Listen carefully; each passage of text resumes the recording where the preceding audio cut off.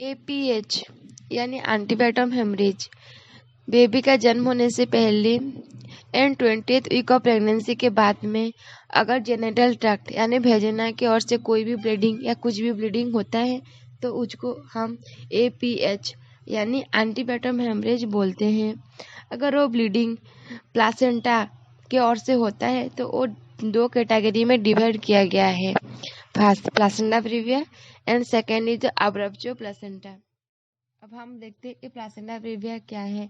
Placenta previa में uterus का निचला हिस्सा यानी लोअर सेगमेंट यानी सर्विक्स के एरिया में प्लासेंटा अटैच होता है, जो कि पार्शियली और कम्प्लीटली अटैच होता है, उसको हम लोग बोलते हैं प्लासेंटा प्रीविया।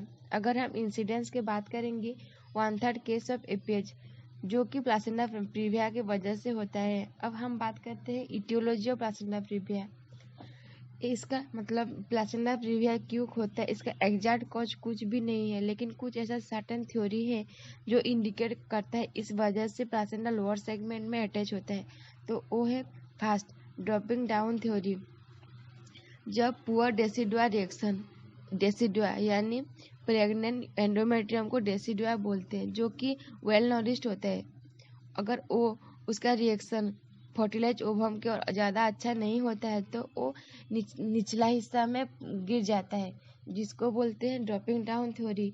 तो वो लोअर सेगमेंट में इम्प्लांट होता है। Second, persistence of chorionic activity यानी डेसिडुआ कैप्सुलारिस वो धीरे धीरे कैप्सुलर प्लासेंटा में डेवलप होता है, और वो कैप्सुलर प्लासेंटा जब डेसिडुआ वेरा का कांटेक्ट में आता है वो लोअर सेगमेंट में अटैच हो जाता है और वो लेसर डिग्री प्लासेंटा प्रीविया यानी पार्शियल प्लासेंटा प्रीविया को क्रिएट करता है।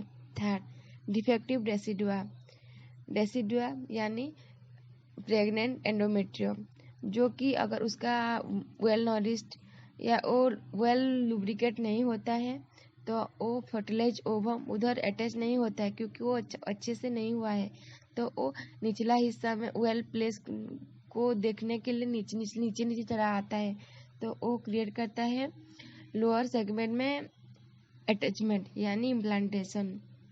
Fourth, big surface of placenta, अगर प्लासेंटा का साइज बड़ा है तो ऊपर में वो नहीं आता है, तो वो नीचे थोड़ा चला आता है। जैसे कि ट्विन प्रेगनेंसी, ट्विन प्रेगनेंसी में 2 प्लासेंटा होता है, तो 2 प्लासेंटा के लिए ज़्यादा जगह चाहिए। अब हम लोग देखेंगे high risk factor for placenta previa, किन किन डिजीज यानी किन किन केस में ज़्यादा प्लासेंटा प्रीविया होता है। फर्स्ट, मल्टीपैराइटी यानी जो ज़्यादा बार कंसीव किए हैं। सेकेंड, इंक्रीज मैटरनल एज, जब मैटरनल एज 35 से ज़्यादा हो जाते हैं तब प्लासेंटा प्रीविया होने का चांस ज़्यादा होता है। History of previous caesarean section, caesarean section जब mode of delivery caesarean section होता है तो उसमें एक स्कार रह जाता है, तो वो इम्प्लांटेशन के लिए अच्छी जगह नहीं बनता है, तब तब वो लोअर सेगमेंट में अटैच हो सकता है।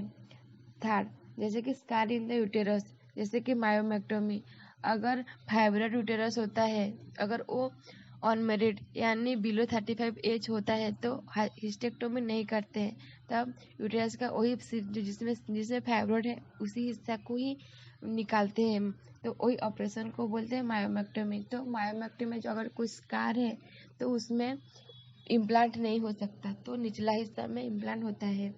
फिफ्थ, स्मोकिंग, अगर जिस लेडीज जो प्रेग्नेंट लेडीज अगर स्मोकिंग करता है तो प्लासेंटा प्रीविया होने का चांसेस होता है।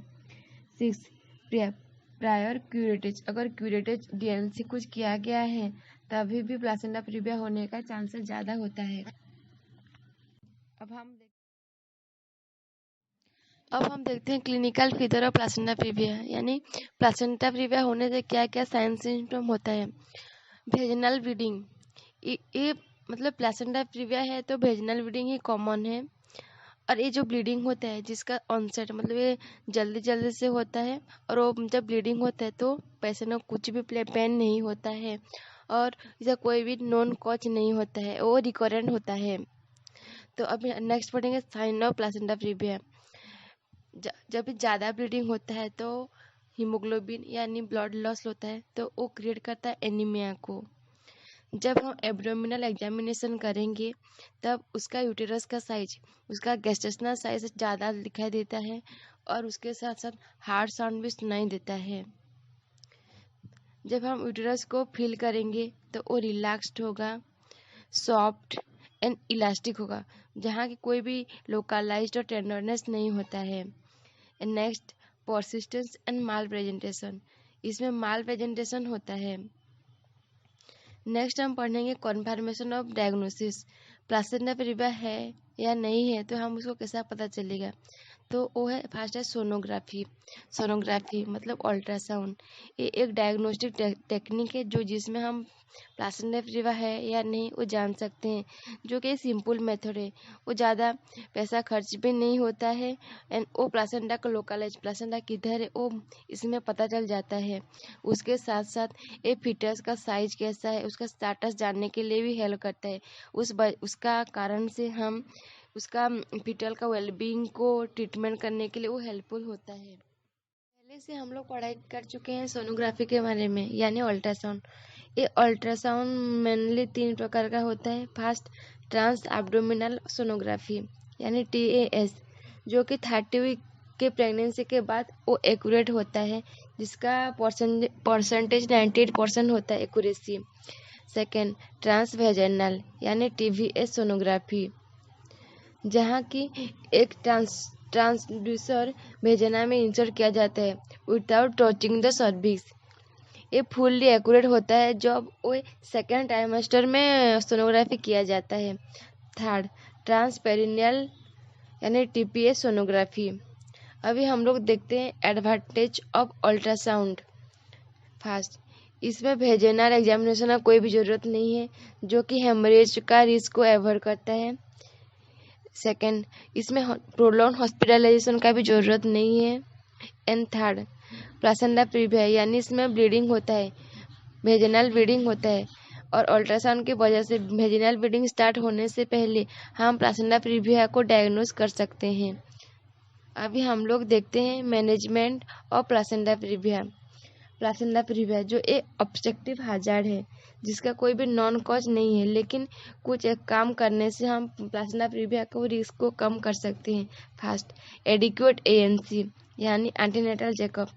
एंटीनेटल चेकअप करने से वो प्रेग्नेंट लेडी का हेल्थ स्टेटस इम्प्रूव होता है, और उसके साथ साथ एनीमिया करेक्शन होता है। जब वो आयरन सप्लीमेंट लेता है तब उसका एनीमिया ट्रीट होता है। Second, antenatal diagnosis.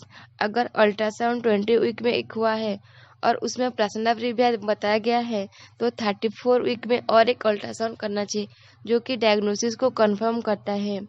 And third, warning haemorrhage. अगर कोई भी ब्लीडिंग होता है तो उसको वो इग्नोर नहीं करना चाहिए, वो डॉक्टर को कंसल्ट करना चाहिए। Management of placenta previa at home. अगर पेशेंट को प्लासेंटा प्रीविया है उसको पता है, अगर वो सडनली उसका ब्लीडिंग हो गया है तो उसको इमीडिएटली बेड रेस्ट होना चाहिए, और उसको एसेस करना चाहिए कितने अमाउंट का ब्लड लॉस हुआ है, एंड उसके साथ साथ उसको इमीडिएटली हॉस्पिटल को रेफर करना चाहिए। कैसा हॉस्पिटल को जाना चाहिए, जिस हॉस्पिटल वेल इक्विपमेंट होना चाहिए, जिसमें ब्लड ट्रांसफ्यूजन का सुविधा होगा, emergency caesarean section and NICU यानी न्यूनेटल इंटेंसिव केयर यूनिट होना चाहिए। अभी हम लोग देखेंगे हॉस्पिटल मैनेजमेंट।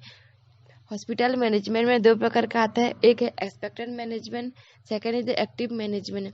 एक्सपेक्टेड मैनेजमेंट में उसका प्रेगनेंसी को लेंदी किया जाता है, मतलब क्या करने से और थोड़ा देर उसका प्रेगनेंसी लेंदी हो सकता है। अगर वो 34 वीक से कम प्रेगनेंसी है तो उसको ज़्यादा करने के लिए इधर प्रयास किया जाता है, तो उसमें करते हैं बेड रेस्ट। पेशेंट को फुल्ली बेड रेस्ट किया जाता है। Second, investigation. उसका एज भी जानने के लिए, मतलब कितना एनीमिया है, उसको ब्लड ट्रांसफ्यूजन की जरूरत है या नहीं, वो जानने के लिए इन्वेस्टिगेशन किया जाता है। Third, supplementary haematinics. 4, steroid therapy. अगर प्रेगनेंसी लेस देन 34 वीक्स है तो बीटामिथाजोन दिया जाता है, जो कि बेबी का रेस्पिरेटरी डिस्ट्रेस को कम करने के लिए हेल्पफुल है। अगर प्रीटर्म डिलीवरी का जरूरत होता है तो बीटामिथाजोन। सेकेंड, अब हम देखते हैं एक्टिव मैनेजमेंट, जो कि delivery of the foetus. Clinical assessment मतलब प्लासेंटा किधर है, उसका प्लेसमेंट किधर है, ये बहुत इम्पोर्टेंट है क्योंकि मोड ऑफ डिलीवर इसके हिसाब से ही डिसाइड होता है। तो मोड ऑफ डिलीवर दो टाइप का है, first caesarean section and second vaginal delivery. अगर प्लासेंटा प्रीवियस सोनोग्राफी के बेस पर डायग्नोसिस किया जाता है, उसके साथ साथ placenta within 2 cm of the cervix में है तो सिजेरियन सेक्शन किया जाता है। सेकंड वेजिनल डिलीवरी, जब प्लासेंटा प्रीवियस अल्ट्रासाउंड के बेस पे है, उसके साथ साथ प्लासेंटा का edge 2 to 3 cm away from the internal ऑस, तब वेजिनल डिलीवरी किया जाता है।